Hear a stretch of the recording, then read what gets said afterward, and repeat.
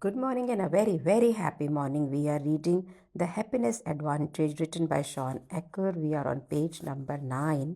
Shawn बहुत powerfully create करते हैं कि जितनी भी रिसर्च होती हैं वो होती हैं एक एवरेज स्टडी को निकालने के लिए. फॉर एन एग्जाम्पल, अगर ये स्टडी करनी है how fast can a child learn how to read in a classroom, एक बच्चा क्लासरूम में कितनी जल्दी पढ़ सकता है, तो साइंस अपनी रिसर्च के लिए उसको कैसे बदलेगी, how fast does the average children learn to read in the classroom.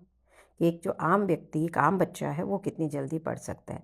इसके अंदर वो बच्चे जो जल्दी पढ़ते हैं या जो धीरे पढ़ते हैं वो सारे मिस आउट हो जाते हैं, और सारी जो स्टडी है वो एक आम बच्चे के तरफ फोकस्ड रहती है.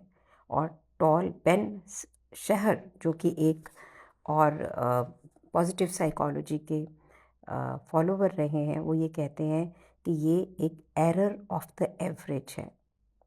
हम इतना ज़्यादा ये देखते हैं कि क्या एवरेज है, क्या ज़्यादा है, क्या आमतौर पे हो रहा है, कि हम अपनी ज़िंदगी एक एवरेज ज़िंदगी की तरह बिताते हैं.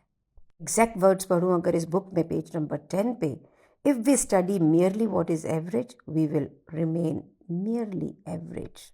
तो राइटर कहता है कि जो कन्वेंशनल साइकोलॉजी है ना, वो एवरेज की ही बात करती है, और मैं बिल्कुल उसके ऑपोजिट, मैं अबव एवरेज, बिलो एवरेज उसे स्टडी करना चाहता हूँ. और जो हमारी रिसर्च है साइकोलॉजी के ऊपर, वो जनरली किस पे फोकस होती है, उन लोगों पे जो एवरेज के नीचे होते हैं. अपनी बुक हैप्पियर में बेन शहर कहते हैं कि ये ट्रेडिशनल साइकोलॉजी की सेकंड मिस्टेक है, क्योंकि जब हम बिलो नॉर्मल में होते हैं तो हमें अटेंशन की ज़रूरत होती है. डिप्रेशन है तो उसमें कोई अल्कोहल अब्यूज़ शुरू हो जाता है, क्रॉनिक स्ट्रेस होता है, तो साइकोलॉजिस्ट जो है बहुत ही समय लगाते हैं ताकि इसे स्टडी करें और इन लोगों को रिकवर करने में हेल्प करें ताकि वो बात नॉर्मल लाइफ जी सकें. बहुत वैल्यूएबल है ये काम, लेकिन राइटर का कहना है कि ये सिर्फ आधी पिक्चर है. आप डिप्रेशन को ठीक कर सकते हैं बिना किसी को ज़्यादा हैप्पी किए. डिप्रेशन ठीक हो जाएगा, एंग्जाइटी ठीक हो जाएगा, पर आपने किसी को ऑप्टिमिज्म नहीं सिखाया, आपने उसे एक नॉर्मल लाइफ के लेकर आए.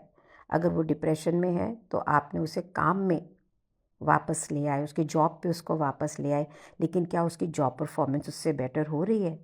तो हमारा जो जितना भी फोकस है वो बुरे को ख़त्म करने में है, ओनली टू अटेन एवरेज में है. तो हम पूरी एक एंटायरली अपॉर्चुनिटी को मिस कर जाते हैं कि हम इस एवरेज ज़िंदगी से बेटर ज़िंदगी कैसे जिएं. और पेज नंबर 11 पे बहुत ही पावरफुल लाइन है, you can study gravity forever without learning how to fly. यानी पृथ्वी की जो चुंबकीय शक्ति है उसको आप हमेशा स्टडी कर सकते हो, उसको स्टडी करने से आप उड़ना नहीं सीखेंगे. राइटर कहता है 1998 के अंदर 17:1 का प्रोपोर्शन था. 17 स्टडीज़ नेगेटिव चीज़ों के ऊपर होती थी उसे ठीक करने के लिए, और एक स्टडी जो होती थी वो पॉजिटिव रेशो को स्टडी करने के लिए होती थी. दूसरे शब्दों में अगर इसको हम कहा जाए कि सिर्फ एक स्टडी हैप्पीनेस पे होती थी और 17 स्टडी डिप्रेशन और डिसऑर्डर पे होती थी. तो ये अपने आप में प्रूव करता है कि हमारा जो समाज है, हम ये तो बहुत अच्छे से जानते हैं कि हम अनवेल कैसे होते हैं, मिजरेबल कैसे होते हैं, लेकिन हम इसके बारे में बहुत थोड़ा जानते हैं कि किस प्रकार से हम थ्राइव करें, ग्रो करें, यू नो, हैप्पी हों. राइटर कहता है कुछ साल पहले मुझे कहीं पे वेलनेस वीक में एज अ स्पीकर बुलाया गया, और ये एक न्यू इंग्लैंड का बहुत ही फेमस एलीट बोर्डिंग स्कूल था. और वहाँ पे टॉपिक पता क्या थे डिस्कस करने को? Monday eating disorder, Tuesday depression, Wednesday को ड्रग्स एंड वायलेंस, थर्सडे को रिस्की सेक्स, फ्राइडे को हु न्यू. वो कहते हैं कोई वेलनेस वीक नहीं था, ये तो सिकनेस फील था. यहाँ पे कहाँ पे वेलनेस की बात हो रही थी? ये जो तरीका है जहाँ पे हम सिर्फ नेगेटिव पे फोकस करते हैं, सिर्फ रिसर्च स्कूल्स में नहीं है, ये हमारे समाज में भी है. अगर हम न्यूज़ चैनल को देखें कि क्या है, तो एक्सीडेंट्स, करप्शंस, मर्डर, अब्यूज़, यही सब सुनते हैं ना हम. ये सारे ट्रिक हैं अपने ब्रेन को नेगेटिविटी में लेके जाने के लिए, उनको बिलीव कराने के लिए कि सच्चाई का सॉरी रेशो कितना है। ज़िंदगी में ज़्यादातर चीज़ें सब नेगेटिव होती हैं। पेज नंबर 12 पे राइटर पूछता है, कभी आपने मेडिकल स्कूल सिंड्रोम के बारे में सुना है? जब पहला साल होता है, जब स्टूडेंट्स डॉक्टरी पढ़ने के लिए आते हैं और वो डिजीज़ के बारे में सुनते हैं, तो उन्हें ऐसे लगता है कि ये सारे हम ही हो रहे हैं। पॉइंट क्या है? पॉइंट ये है कि आप इस बुक में बार बार ये जानेंगे कि जिस चीज़ के ऊपर हम टाइम स्पेंड करते हैं, अपनी मेंटल एनर्जी लगाते हैं फोकस होने में ना, वही हमारी ज़िंदगी की रियलिटी बन जाती है।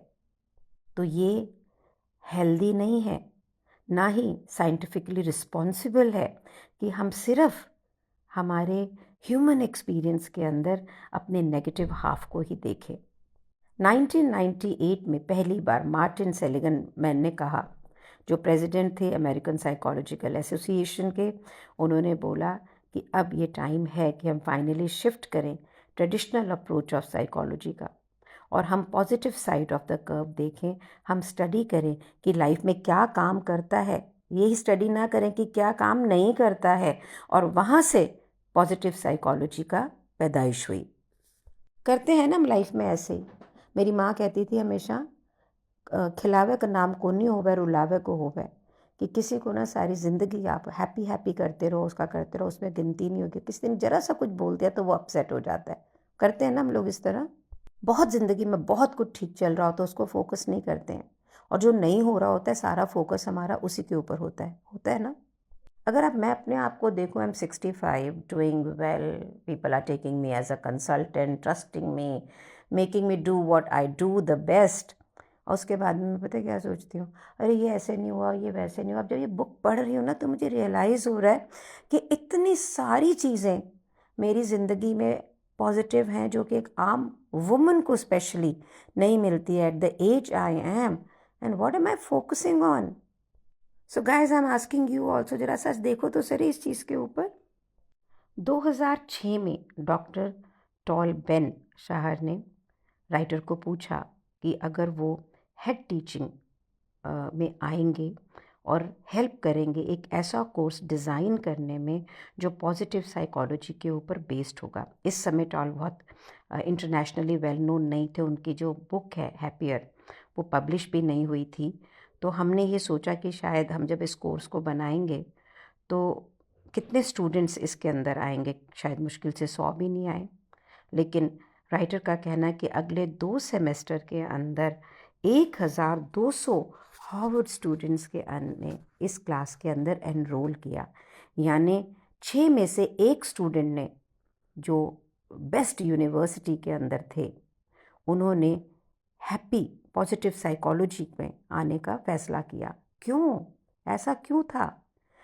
राइटर कहता है, हमने ये रियलाइज़ किया कि ये स्टूडेंट खुश रहना चाहते थे। They were hungry to become happier, not in future but in present.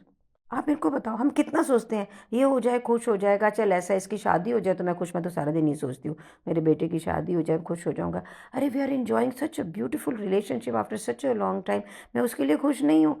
Exactly वैसे ही ये जो स्टूडेंट थे, they wanted to be happy when they were studying.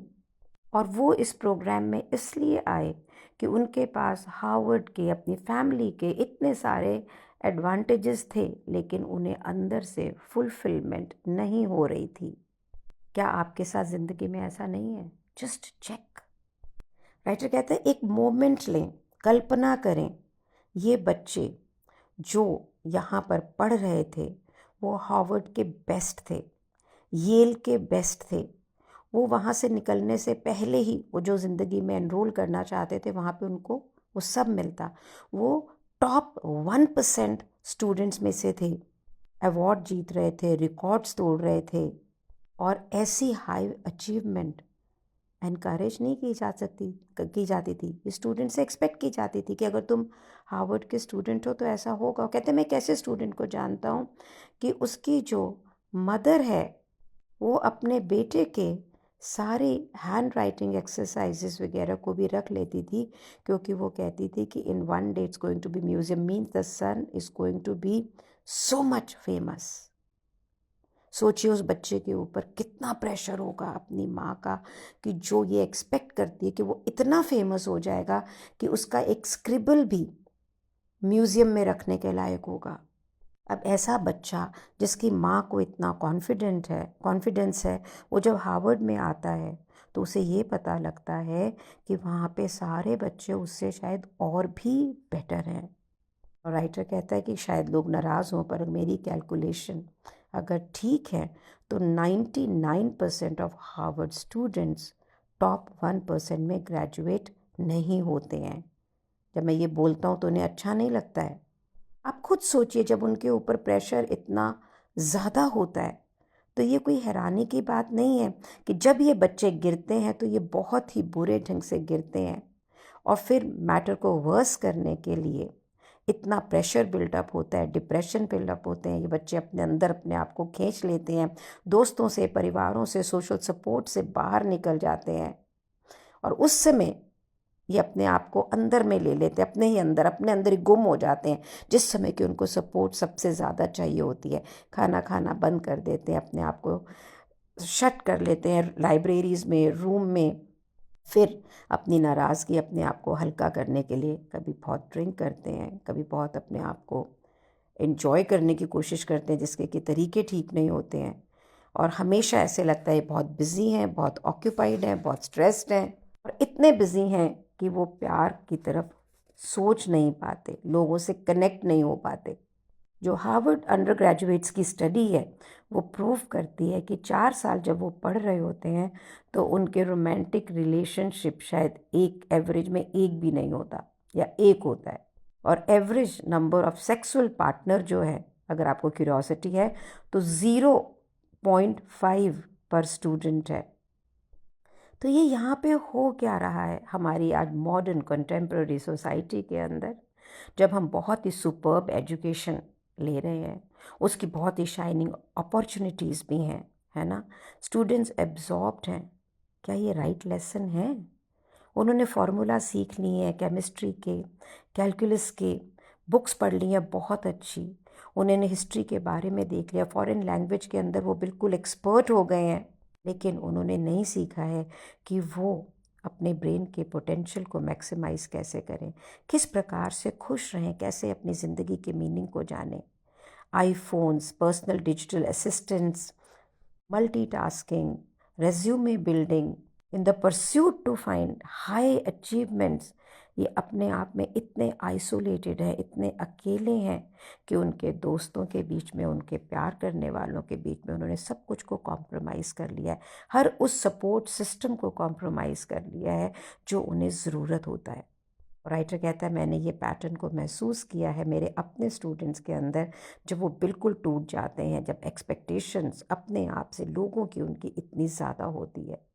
ये ब्रिलियंट लोग, राइटर कहते हैं, सबसे अनइंटेलिजेंट चीज़ें करते हैं, सबसे ज़्यादा बेवकूफ़ियाँ करते हैं, कि जिस समय हमें सबसे ज़्यादा स्ट्रेस होता है, हमें इन्वेस्ट करना चाहिए अपने रिलेशनशिप में, सोशल सपोर्ट नेटवर्क के अंदर, और इस समय ये अपने आप को बिल्कुल अकेला कर लेते हैं।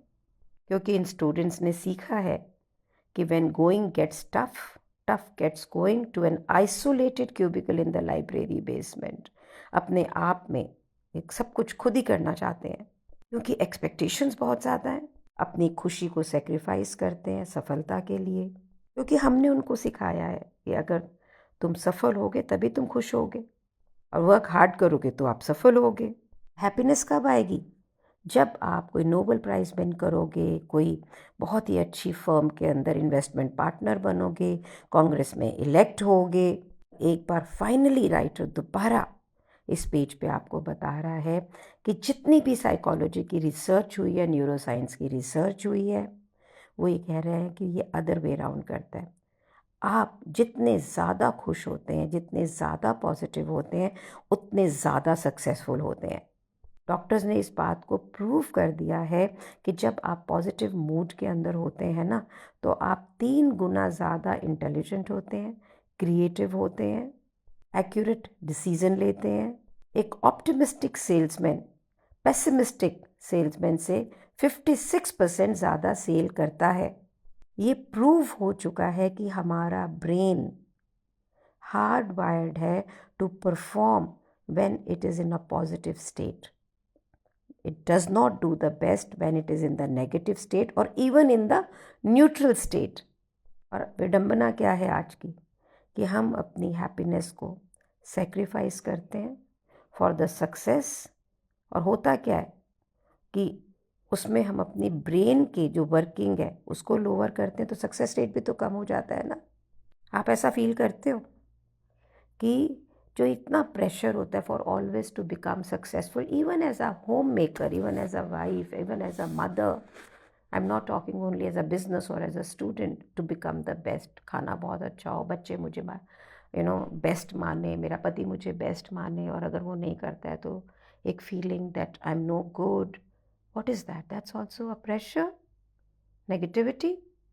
If I talk to a husband, a way to perform, a way to take care of the family, how much amount you are getting as a money, I think अगर आज अपनी ज़िंदगी को देखें और ये देखें कि कहाँ कहाँ पे हमारे पास हमसे अपनी एक्सपेक्टेशन ही ज़्यादा है। मैं तो अपने लिए बहुत जगह देखती हूँ, इतनी किताबें पढ़ रही हूँ। मेरे ट्रेनर ठीक बोलते हैं, शालिनी, आदमी हमेशा ट्रेनिंग के टी पे होता है, another level and another level. Today I am really really seeing world in a very different perspective. मैं हैप्पी हूँ, परफॉर्म भी करती हूँ, लेकिन अब जो ये बुक का सेकेंड ऑडियो है, I think in 2 days time I see a huge difference in my attitude. I have called up some of my friends और बी विद देम। हैप्पी हूँ मैं, आप हैं, let's work on it. Thank you so much for being in my life, thank you so much.